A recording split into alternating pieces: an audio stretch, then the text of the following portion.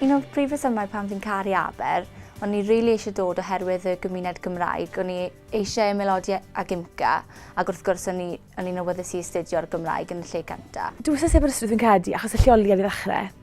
O'n i erioed i byw mor agos at y môr. Nes i ar ddwrnod agored yma, a wedi naws cartrefol yma, a mae'n beth mor bwysig. Mae symud i'r Prifysgol, mae'n gam mawr, a dwi'n meddwl bod e'n gam yn llai os ti'n dewis ydi Aberystwyth, achos bod bob un mor garedig a chyfeillgar yma. Prif reswm o'n i eisiau dod yw oherwydd Pant Celyn, a o'n i'n ffodus iawn o allu aros fyna yn y flwyddyn gyntaf, a oedd yn profiad anhygoel. Mae Aber yn dref mor gymunedol, mae'r siopau chi'n gallu siarad Cymraeg, felly mae'n jyst ffordd o adnabod llawer iawn o bobl ac yn dod yn ffrindiau mawr gyda nhw. Mae bawb mor gyfeillgar, dwi ddim yn teimlo mai rhif wyt ti yn yr adran hon, wyt ti wir yn nabod ddarlithwyr di y mwrth i enwau cyntaf, nhw yr un peth gyda chi. Mae drysau bawb bob tro ar agor. Oedd setlo fewn i Aberystwyth yn hawdd, o'na grew o bobl efo byddwfryd tebyg i fi. Y darlithwyr a staff i gyd yn groesawgar iawn, bron fatha munodd o ryw deulu. Mae'r gymuned yn gret. Os ych chi'n medru'r Gymraeg yn rhugl, os ych chi eisiau dysgu'r Gymraeg o ran cymuned o fyfyrwyr,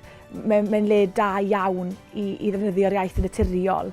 Felly yn sicr, dewch i Aberystwyth, dewch i ddwrnod ymweld, diwrnod agored, a gewch eich ddim eich siomi, dwi'n credu dimlwch chi y naws gartrefol na dwi'n treul disgrifio.